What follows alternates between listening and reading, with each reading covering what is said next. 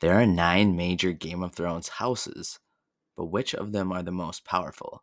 Let's get right into the rankings.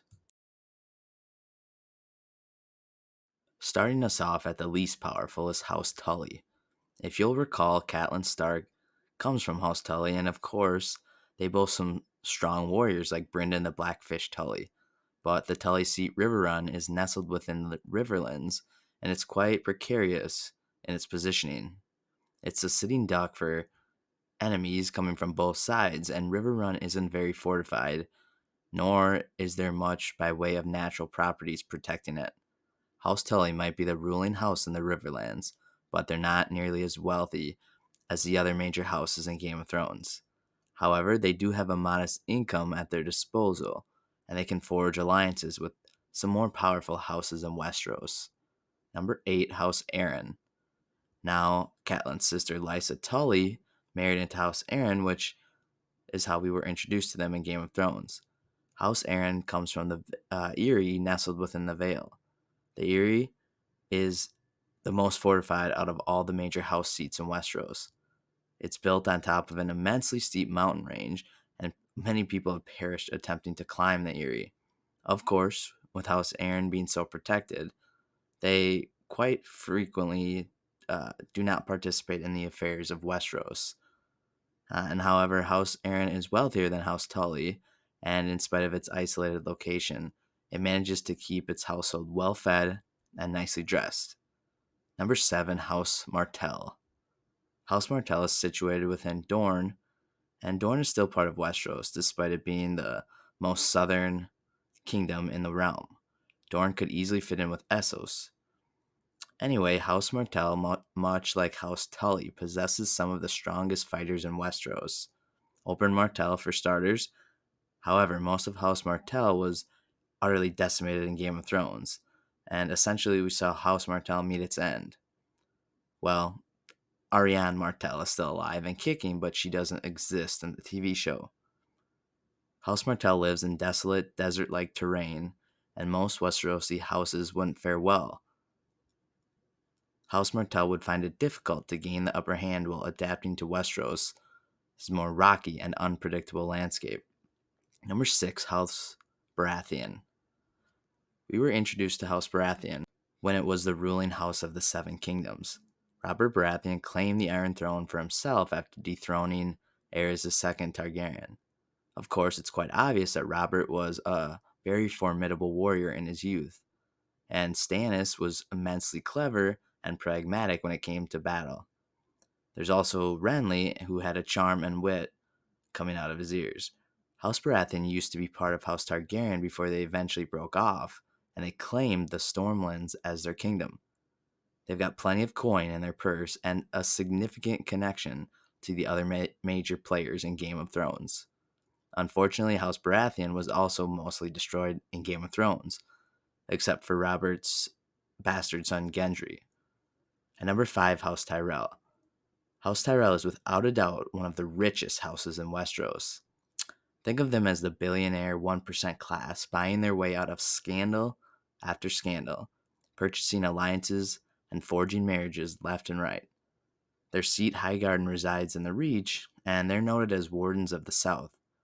Highgarden is the most opulent and lavishly decadent house seat in the Seven Kingdoms. Money talks. In addition to that, House Tyrell has beautiful people, charisma, and silver-tongued nobles. Loras Tyrell is one of the more notable fighters, but they may not have the strongest army, but they do have a powerful ally in House Lannister, who supplies warriors for them and makes them pretty darn near unstoppable. At number 4, we have House Greyjoy. They're not preoccupied or distracted by the malarkey taking place in the other 6 kingdoms. They're not obsessed with laying claim to the Iron Throne. Instead, we see a considerably smaller, significant battle for the Seastone chair in House Greyjoy's seat Pike. So that's what makes them stand out from the other houses in Westeros. They fare better sailing the ocean, of course, and they're still just as formidable and downright terrifying on land. The Ironborn are considered to be barbaric and relentless, cunning, brash. Essentially, you wouldn't want to encounter them in a dark alley. House Lannister comes in at number 3. House Lannister's seat is in Casterly Rock. They're actually considered the wealthiest house, with House Tyrell not far behind them. Why? Well, the Westerlands are full of gold mines. Casterly Rock's basically built on a gold mine. In addition, House Lannister boasts some of the strongest fighters in the Seven Kingdoms. Jaime Lannister, even after he lost his hand. Cersei is undoubtedly one of the most cunning minds in Game of Thrones and the whole show. And House Lannister is not short on intellect, nor are they uh, without loyalty. They know how to play the Game of Thrones, and they're not afraid to get their hands dirty in the process, like we saw throughout the show. Number 2, House Targaryen. Dragons. Simple as that. Really, that's all you need to know about House Targaryen.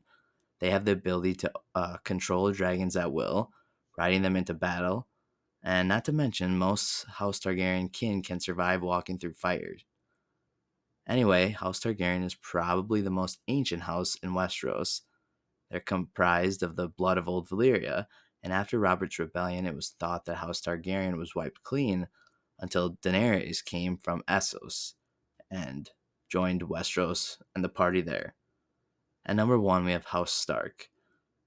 Winter is coming may be a tagline for Game of Thrones, but it's also the motto of House Stark. House Stark takes the crown and the Iron Throne as the most powerful that Westeros has to offer. Now, again, these are debatable. You could put Lannister there, you could maybe put a couple other ones, but my list, I have House Stark. So we see that Jon Snow was once King of the North. House Stark and House Targaryen share a bloodline through him. Arya could change her face at will. Her sister Sansa proved to be calculating and capable at the end of Game of Thrones. And of course, unfortunately, we all saw how Bran Stark ended, sitting on the Iron Throne as the three-eyed raven with all that power and wisdom and the visions of the past and the future. In addition to that, Bran had the ability to warg. House Stark's snowy terrain is also quite intolerable for multiple southern houses in Westeros. So if anyone were to attack them, the weather makes it that much more difficult. So there you have it. That's my list of the top 9 most powerful major houses in Game of Thrones that we see. What would your list look like?